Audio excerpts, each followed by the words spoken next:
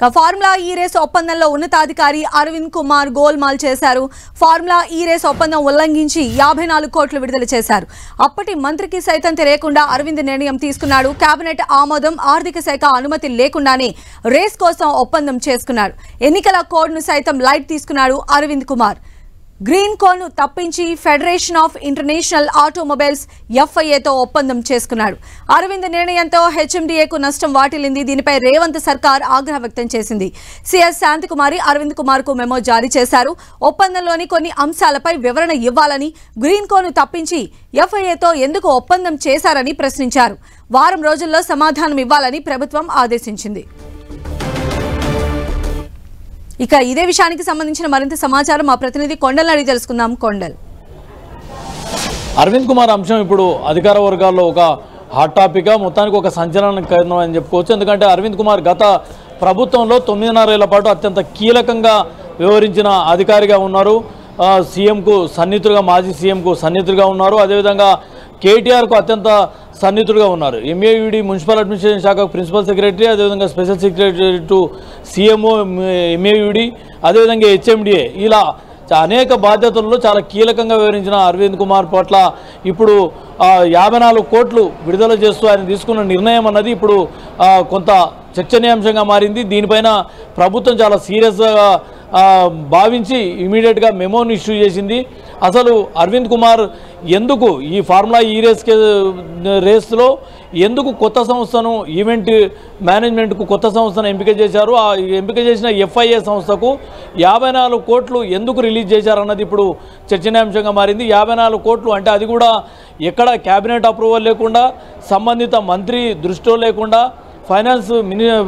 Finance ఆర్థిక శాఖకు సంబంధించిన సమాచారం లేకుండా, సీఎం దృష్టిలో లేకుండా, ఎవ్వరి దృష్టిలో లేకుండా కేవలం తనకు తానుగా FIAతో ఒప్పందం చేసుకోవడం, ఆ ఒప్పందానికి అనుగుణంగా 54 కోట్లను రిలీజ్ చేయడం, అది కూడా రిలీజ్ చేసే సమయంలో కూడా రాష్ట్రంలో ఎన్నికల కోడ్ అమల్లో ఉంది. ఎన్నికల కోడ్ అమల్లో ఉన్న సమయంలో ఎలాంటి ఇష్యూస్ అంటే ఎలాంటి రిలీజెస్ అన్నది ఉండకూడదు. అది కూడా ఈసీ నిబంధనల మేరకే చేయాల్సి ఉంటుంది. ఈసీ నుంచి అనుమతి పొందిన తర్వాత తప్ప ఏ నిర్ణయం కూడా ప్రభుత్వం తీసుకోవడానికి వీలుండదు. కానీ అవేవీ పట్టించుకోకుండా కేవలం ఆయన తనకు తానుగా ఒక ప్రైవేట్ సంస్థకు అగ్రిమెంట్ చేసుకున్నారు. తనకు తానుగానే 54 కోట్లను ఆ కంపెనీకి సదరు FIA సంస్థకు రిలీజ్ చేశారు.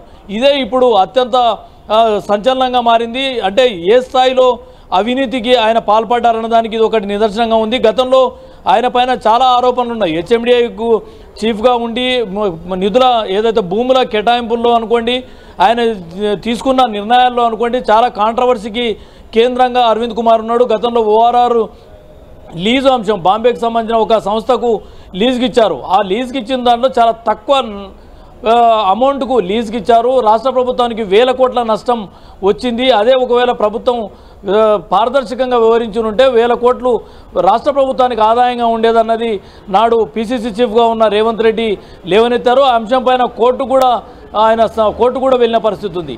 ఇలా ఒక్కటే అంశం కాదు, ఇట్లా హైదరాబాద్ సుందరీకరణ, ముఖ్యంగా మూసి పరివాహక నెక్లెస్ రోడ్ సుందరీకరణ పనులు అనుకోండి, భూముల లీజ్ వ్యవహారంలో అనుకోండి, అరవింద్ కుమార్ పైన చాలా ఆరోపణలు వచ్చాయి. కాకపోతే అప్పుడున్న పరిస్థితుల్లో చాలా అత్యంత కీలకమైన అధికారిగా ఉన్న పరిస్థితి ఉంది. అయితే ఇప్పుడు ప్రభుత్వం మారిన తర్వాత ఈ ఫార్ములా రేస్ ఒప్పందంలో ఎందుకు ఈ అవకతవకలన్నది దృష్టి పెట్టిన ప్రభుత్వం దాన్ని అగ్రిమెంట్ని క్యాన్సిల్ చేసిన నేపథ్యంలో FIA రాష్ట్ర ప్రభుత్వాన్ని సంప్రదించింది. ఈ సంప్రదించిన నేపథ్యంలో అసలు ఈ ఒప్పందం అన్నదే ఇల్లీగల్ ఒప్పందం. ఒక అధికారికి ఒక సంస్థ ఎలా ఒప్పందం చేసుకుంటుంది, దీనికి సంబంధించి ప్రభుత్వాన్ని మీరు ఎలా ప్రశ్నిస్తారని చెప్పి ప్రభుత్వం కూడా FIAకు చాలా ఘాటుగా కౌంటర్ ఇవ్వడంతో పాటు పూర్తి స్థాయిలో దీనిపై విచారణకు నడుం బిగించని చెప్పుకోవచ్చు. దీనిలో భాగంగానే అరవింద్ కుమార్కు ఒక మెమోను ఇష్యూ చేసింది. వారం రోజుల్లో వీటన్నింటికి సమాధానం చెప్పాల్సి ఉంటుంది.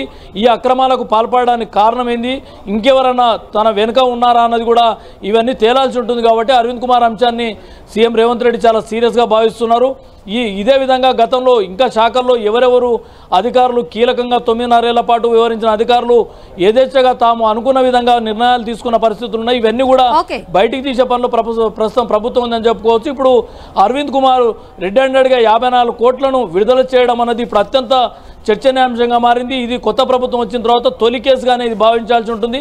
ఒక కీలకమైన ఐఏఎస్ ఆఫీసర్గా ఉన్నాడు. 9.5 నెలల పాటు చాలా కీలకంగా వ్యవహరించిన అధికారి ఏకంగా 54 కోట్లను ఒక ఎవరో తెలియని ఒక కొత్త సంస్థకు తనకు నచ్చిన తీసుకురావడం, దానికి ఒప్పందం చేసుకోవడం, 54 కోట్లను రిలీజ్ చేయడం. గతంలో ఈ ఫార్ములా రేసుకు గ్రీన్కో అనే సంస్థతో ఒప్పందం ఉంది. అదే సంస్థ ఈసారి ఈవెంట్ను కూడా నిర్వహించాల్సిన బాధ్యత ఉంటుంది. కాకపోతే దాన్ని పక్కన పెట్టడం, తనకు తానుగా ఒక ప్రైవేట్ సంస్థకు 54 కోట్లు చెల్లించడం అనేది ఇప్పుడు అత్యంత చర్చనీయాంశంగా మారింది. దీనిపై ప్రభుత్వం చాలా సీరియస్గా భావిస్తుంది. దీనిలో భాగంగానే వారం రోజులు అరవింద్ కుమార్కు సమాధానం ఇవ్వాలని నోటీసు కూడా ఇవ్వడం జరిగింది. సంధ్య. రైట్ కొండల్.